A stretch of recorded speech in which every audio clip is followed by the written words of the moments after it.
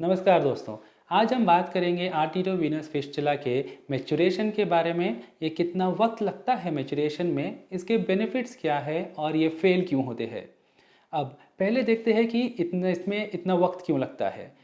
तो यूजुअली जो हम टाइम बताते हैं कि 6 हफ्ते रुकिए फिस्टुला बनाने के बाद इसे इस्तेमाल करने के पहले, वो हम इसलिए कहते हैं क्योंकि आर्टरी का जो हाई फ्लो होता है, जो वेन में जाना है, वो जब धीरे धीरे धीरे ओवर अ पीरियड बढ़ता रहता है। इस प्रेशर और फ्लो के बढ़ने से वेन का डायामीटर और आर्टरी का डायामीटर, मतलब कि उसका साइज और थिकनेस दोनों भी बढ़ते हैं। जैसे जैसे इसका डायमीटर बढ़ेगा, वो हमको नीडलिंग के लिए अलाउ करेगा कि हम वहाँ से डायलिसिस कर सके।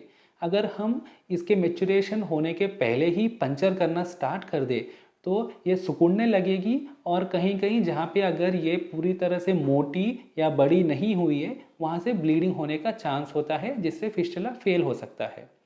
अब बात करते हैं कि फिस्टुला के बेनिफिट्स क्या है जब हम उसे दूसरे मेथड्स जैसे पर्म कैथ, एचडी शीथ या ग्राफ्ट से कंपेयर करें। तो फिस्टुला का बेनिफिट्स ये होता है कि ये इसमें हम पेशेंट की खुद की आर्टरी और वेन्स का इस्तेमाल करते हैं, तो इसमें कोई फॉरेन बॉडी नहीं लगती, जिससे कि इन्फेक्शन के चांसेस काफ़ी कम हो जाते हैं।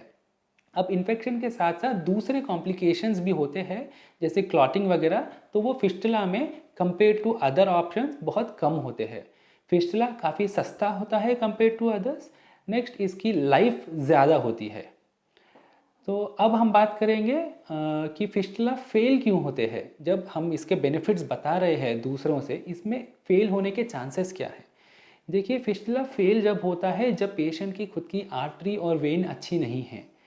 दिस इज़ रीज़न कि मतलब पेशेंट की वेन और आर्टरी अच्छी नहीं है का मतलब या तो वो पहले से ही छोटी है, या उसमें पहले से ही ब्लड सैंपलिंग के वजह से बहुत कहीं कहीं डैमेज हो चुके हैं, तो वेन की क्वालिटी अच्छी नहीं होती। तो साइज़ एंड क्वालिटी, ये दोनों चीज़ हम देखते हैं फिस्टुला बनाने के पहले।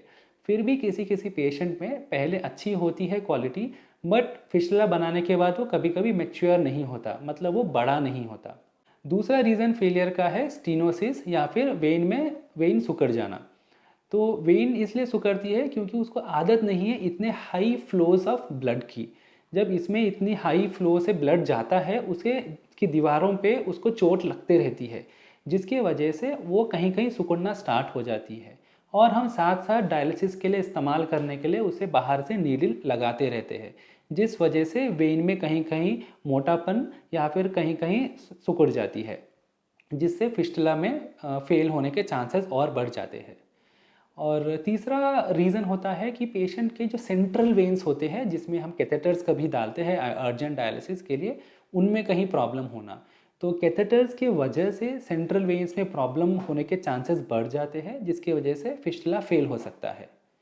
तो ये था फिस्टुला के बेनिफिट्स, उसके फेल होने के रीज़न और कितना टाइम लगता है उनके मेच्योरेशन के लिए। Thank you.